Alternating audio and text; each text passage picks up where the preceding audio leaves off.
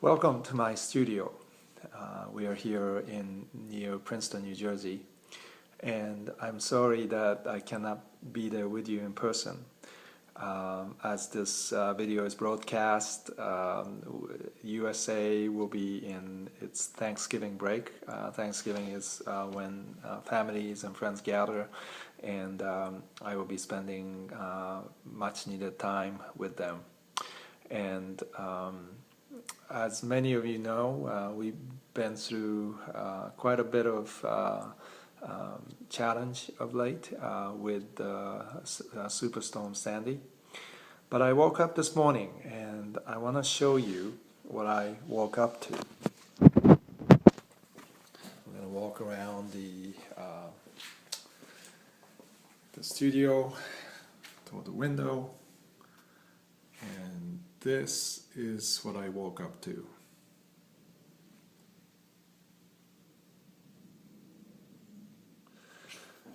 So the artist's role in society, in a community, or in a church is to pay attention, to bring to bear this authentic reality that is all around us, that perhaps are always available, and yet we have chosen to not pay attention to them as a whole. So when Van Gogh is looking at a cypress tree, or Emily Dickinson paying attention to a little hummingbird flying in between her flowers in her garden, they're really calling for this ability of to rehumanize us, to make us more aware of our surroundings. And why is that important? Why is beauty important to society? Well, one fact is this, that we are facing devastations all around us. We are facing death, certainly, all about us. And things are not the way they are meant to be, or way they are the world that ought to be. Things are not in the right order. There's a dysfunction and malaise that is pervasive in society and in the world, in the ecosystem as well. So we need to pay attention to those things, but the approach to such malaise can be being angry or being forceful about that to cause change in people's opinions. But those tend to be not as effective. And what artists bring to the conversation is this deeper reflection of not only what beauty is, but defining the world that ought to be, being able to see beyond the current realities, and even to the extent that our imagination allows us to see the world which doesn't exist yet. Now, when I talk about this from a theological perspective, it's rather fascinating that the language that I use for art is very similar. There are quite a bit of overlap with the language of the mystics, language of prayer. A Catholic theologian that I rely on a lot of late, von Balthasar, has spoken of beauty this way in his book, Seeing the Form. He writes this: we no longer dare to believe in beauty, and we make of it a mere appearance in order that more easily to dispose of it. Our situation today shows that beauty demands for itself at least as much as courage and decision as do truth and goodness.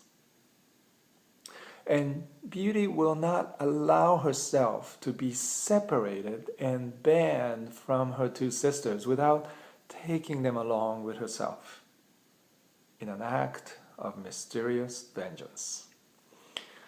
We can be sure that whoever sneers at her name as if she were the ornament of a bourgeois past, whether he admits it or not, can no longer pray, and soon will no longer be able to love. What is Balthasar saying?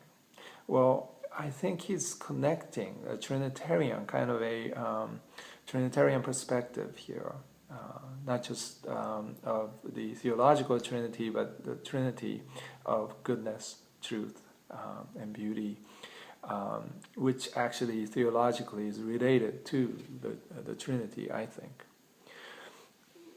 What is happening with beauty is the canary in the coal mine. Beauty sings when she smells poison. And when beauty is dismissed as merely cosmetic or as something extra to our lives, we also dismiss, as Balthasar says, her two sisters, goodness and truth. Anytime you remove one from the other components of reality, beauty, goodness, and truth, you end up truncating and killing off all of them. So when Balthasar says that we can no longer pray when we lose beauty from our lives, and we will no longer be able to love, he's saying that fundamentally the essence of our being is connected to all three factors. And whether you are a believer and follower of Jesus Christ, or whether you hold no position in terms of religious inclinations, we know this to be a grand reality of our lives. So after a havoc of something like a superstorm Sandy, 9/11, or personal tragedy that we go through, sometimes the only thing that can bring us back is the experience of beauty. And this morning, as I looked out, as I woke up here in Fuji Farm and looked out at the stunningly beautiful light that was beaming down from the sunrise, I realized how much I needed this. And because after a storm, the last thing you want is another storm. And this nor'easter that was coming was going to be not as nasty as the superstorm, but it was going to be, there was a possibility of another outage, electricity might be out again, and we had lost about a week of that, going through a cold period and trying to survive. And you're saying to yourself, no, it can't happen again, and you're fighting that. And yet what is most important at that time is you wake up in the morning and you're stunned and surprised by beauty. That there is a reality, a greater reality, that can speak to us at the very moment of vulnerability, of weakness. And this reality, what I believe, what I call grace, can transcend the trauma that we are going through in our lives. So artists are the ones who connect these dots, and I believe they have the capacity to connect goodness, truth, and beauty as well. But the problem of the art world has been that these three elements has not been dealt with in a postmodern language of cynicism and despair. And so I believe that for those of us who are cognizant of this connection, we have a very important role to play in culture.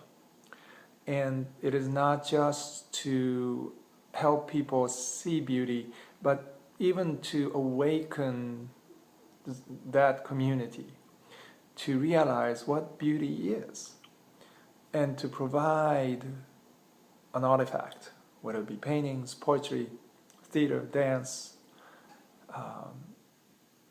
whatever the form may be, music, that we give our community a vision of what the three sisters, as Balthasar says, connected can look like. So that's my hope as an artist working here. And I hope you will journey with me and others. By the way, you do not have to be an artist to do this. You can be a creative catalyst, as we call people in International Arts Movement, to bring these elements together. And Fujimura Institute, as part of IAM, is to integrate these elements in various disciplines, to return multiversities, I call them. Universities are no longer able to have these disciplines speak to each other. So I'm hoping that through the discipline or practice of making art, that these elements can come together once again. So I hope you will journey with us. For those of you who are still in Hong Kong next week, actually I am going to be in Hong Kong. So perhaps we can talk about these things in detail. Thank you, and God bless you.